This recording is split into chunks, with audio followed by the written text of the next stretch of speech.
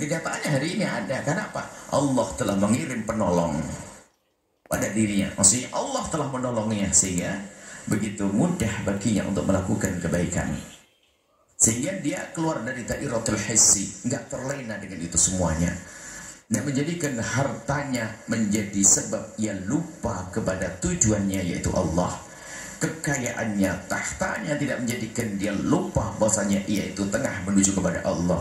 Sehingga harta dan tahta tidak menjadikan dia melanggar Allah, tidak menjadikan dia bermaksiat kepada Allah. Kemudian surat selanjutnya, ini tertinggal kemarin. Kita masuk suratnya Ibn Athaillah yang lainnya. Bunyinya, in kanat ainul qalbi tanduru ila anna Allah wahidun fi minnatihi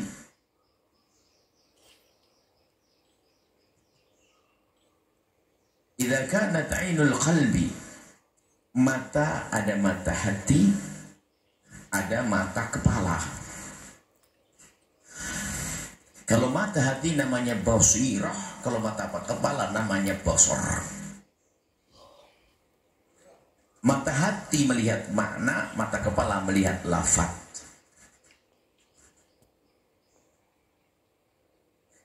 Mata kepala itu melihat lafaz, kalau mata hati melihat makna.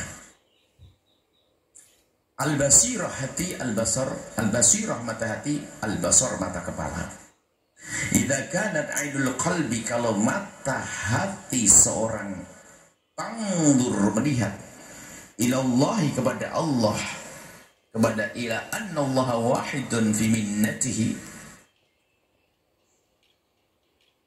kalau sudah seorang hamba bisa melihat dengan mata hatinya kepada Allah bahwa hanya Allah lah zat yang pemberi nikmat. Ini pemberi nikmat hanya Allah, nggak ada selain Allah. Ini kan membangun keyakinan, bukan istri, bukan suami, bukan makanan dan sebagainya. Tapi kita harus giring bahwasanya jika seorang hamba dengan hatinya sudah benar-benar menyadari bahwa pemberi karunia dan nikmat hanya Allah, dan hendaknya kita seperti itu. Kalaupun kita menemukan makanan yang enak, yang lezat, mungkin kita itu kadang sudah gampang terpesona dengan kokinya, dengan resepnya, atau jenis bahan makanannya. Oh, enak banget. Dan kita sering terlupa bahwasanya menjadikan itu nikmat adalah Allah. Ada orang hobi makan sate, tiba-tiba tidak mau makan sate hanya gara-gara dikasih demam sedikit. Mau apa? Padahal hobi makan sate, dia tidak makan. Makan. Bukankah kau sih biasanya kau 30 tusuk kau sekarang? Enggak loh. Apakah karena berubah? Enggak, menunya tetap, masakannya tetap. Suruh merenung, kenapa kau menjadi tidak mau? Karena Allah sudah mencabut. Ini belajar berubah saja, nikmat itu dari Allah. Apakah jaminan istri yang akan berikan kenikmatan bisa menjadi sengsara kok? Khianat, kurang ajar, nyiksa. Suami juga demikian, ya, nyiksa suami. Jadi memberi nikmat adalah Allah. Maka sadarkan dirimu bahwa pemberi karunia hanya ada Allah Jalla Jalaluh. Tapi pun demikian, kalau ternyata ada nikmat yang dialirkan oleh Allah melalui makhluknya, kamu juga jangan lupa dengan makhluk tersebut. Maka di sana kan fasyari'atu,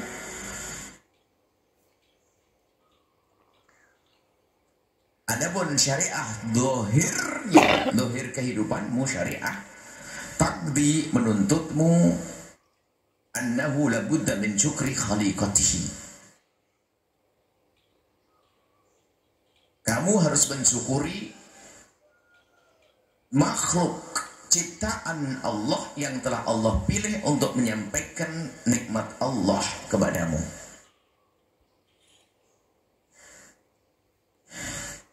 Anishkurli wa liwalidaik.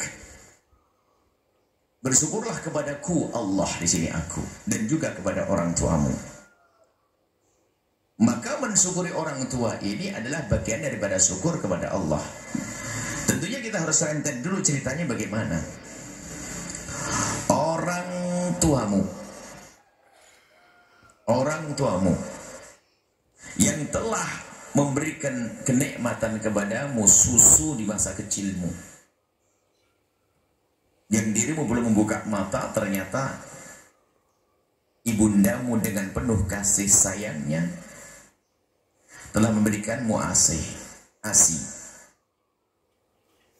sampai gede, nyuapimu, menjagamu. Lihat di saat dirimu belum bisa berjalan, digendong. Kalau tidak digendong, kau tidak akan bisa kemana-mana. Ternyata digendong ibumu bisa pergi ke sana kemari, sampai mulai merangkak, sampai bisa berjalan dan sebagainya. Maka pendidikan dari Allah memang hakikatnya itu semua dari Allah, betul. Hakikatnya dari Allah. Nikmat yang Allah berikan melalui orang tua itu hakikatnya kepada Allah. Makanya dua model manusia. Yang pertama adalah gak ingat Allah sama sekali, hanya ingat yang memberikannya. Gak ingat kepada siapa yang memberinya. Ini adalah juga salah. Tapi hanya fokus kepada hadiahnya. Tidak bisa memberi yang hakikatnya. Contoh saja, gini loh sederhananya, hari ini sudah ada sih, paling ada pengiriman semacam apa ya, pengiriman kayak JNE kan begitu ya. Kalau dulu kan pos ya, sekarang ada satu orang mengantarkan satu hadiah. Anda tahu orang ini sudah ngirim hadiah, bos. Anda tiba-tiba saja ada pegawai JNE mengirimkan kepada Anda hadiah. Ada namanya, pengirim adalah nyebut namanya, dan Anda tahu orang itu. Kira-kira gimana sih cara terima kasih Anda? Ada dua model manusia yang salah. Yang pertama adalah fokus kepada Pak Posnya. Oh, masa kau terima kasih Pak Pos, subhanallah. Ini nggak ingat sama yang memberi. Ini kan dungu. Yang memberi siapa? Bukan ini loh. Kiriman harganya ratusan juta. Yang ngasih sana. Wadah, yang penting ini yang membawa. Kalau bukan karena kamu kan gak nyampe ke tanganku. Tidak penting ke dia. Kamu saja Pak Pos, Pak pengirim JNE itu. Terima kasih. Kan begitu misalnya. Nah ini juga dungu. Lupa sama yang memberi yang sesungguhnya.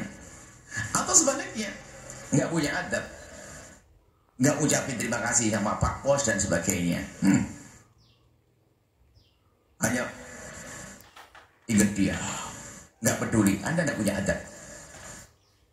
Maka sebagai manusia yang benar adalah terima kasih Pak Pos telah mengantarkan barang saya. Oke, kan begitu. Ini kurang lebihnya begitu orang cerdas itu. Pemberi yang sesungguhnya adalah Allah, tapi Anda pun tidak boleh sombong. Sama orang tua nggak hormat karena semua kamu menyusuiku karena Allah menjadikanmu begitu. Aku tidak perlu syukur kepadamu wahai ibuku karena Allah yang memberiku hakikatnya. Kamu kurang ajar.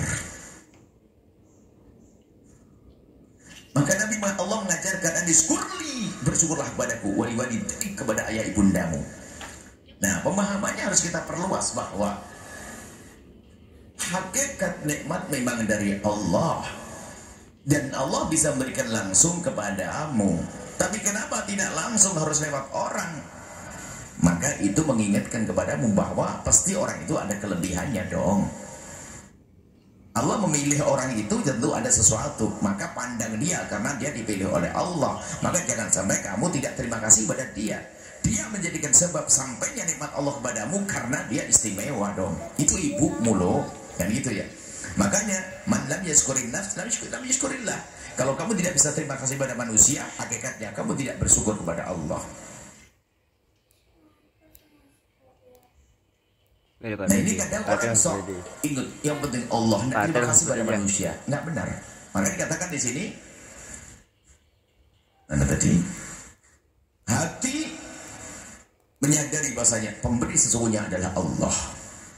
Tapi orang nggak cukup kaya hati dan hakikat-hakikat. Ini nanti akan dibahas tentang masalah hakikat. Imam Ibn Atha As-Sakandari sepertinya kalau kita amat-amati mungkin dari kisah ini, setelah beliau ngajar ilmu tasawuf itu ada orang yang sok hakikat-hakikatan itu. Wah, sampai sudah sampai hakikat. Makanya dihantami terakhir di masalah jangan sok hakikat-hakikatan. Nggak pakai syariah nggak sah. Wah, serem banget ini. Hari ini orang belajar tasawuf sedikit sudah nggak mau syariat, nggak perlu, kita sudah makom hakikat. Yang penting kita hakikat, tidak faham hakikat. Nanti akan ini mulai masuk Imam Ibn Atha As-Sakandari. Jadi nggak mungkin, jangan sampai kau hanya bicara tentang hakikat dengan tadi ainul qalb urusan hati, tapi syariat zahir kamu tidak sentuh, nggak sah. Zahir harus kamu perhatikan.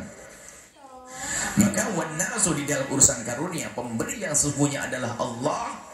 Pun demikian kita pun harus bersyukur kepada selain Allah yang telah Allah jadikan sebab sampainya nikmat kepada kita. Ibunda kita, ayahanda, suami, orang yang memberikan rezeki kepada kita, itu aslinya memang dari Allah. Tapi Allah pilih dia untuk menyampaikan kepada kita, aslinya memang dari Allah. Maka kita pun harus bersyukur kepada orang yang telah Allah pilih. Maka dianjurkan ucapin terima kasih. Maka kita membalas kebaikannya dia, karena Allah telah pilih dia untuk menjadi sebab sampainya kebaikan kepada kita. Wanasu fi dzalika thalathatu aqsamin. Jadi manusia itu dalam urusan begini ini ada 3. Urusan karunia itu ada 3. 2 sok, yang 1 benar.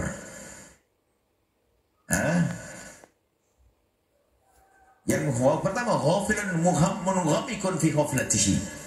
Yang pertama orang terlena, munhamik itu adalah tenggelam di dalam kelalaiannya. Jadi hanya ingat yang jadi perantara, lupa siapa yang memberi. Tidak pernah tiba terima kasih kepada yang beri, assalamualaikum, hadiahmu telah nyampe. Enggak, hanya Pak Posnya saja disanjung-sanjung, Masya Allah Pak Pos, terima kasih Pak Pos. Sama ini enggak. Nah ini model begini, ini adalah model kelompok pertama ini. Dalam dunia ini urusan kepada Allah, koyan dairatul hissihi, dia lebih terlena dengan gebiar dunianya, wantamasat hadratu qudsihi, karena dia sudah terpesona dengan dunia sehingga dia lupa, terhapus sambungnya, terhapus kerinduannya kepada Allah, sehingga nggak ingat Allah lagi. Nggak tahu yang memberikan karunia ini adalah Allah, nikmat adalah Allah. Bahkan kalau kita cermati sahamnya 100% dari Allah. Mungkin ada orang bekerja keras luar biasa, dia lupa bahwa yang menjadikan dia kuat adalah Allah. Mungkin dia berbisnis menggunakan kecerdasannya untuk bisa membidik pasar dan seterusnya, dengan dia lupa yang ngasih cerdas siapa? Allah. Enggak, dia lupa. Makanya kalau sudah lupa dia jarang berderma, tidak dekat pada Allah, malah kemaksiatan lebih banyak dilakukan setelah dia mendapatkan karunia. Maka dia intomasat, terhapus hadratu qudsihi, hadirnya dia, dirinya di dalam keagungan, kesadaran akan karunia Allah. Jadi sudah nggak ingat Allah sama sekali.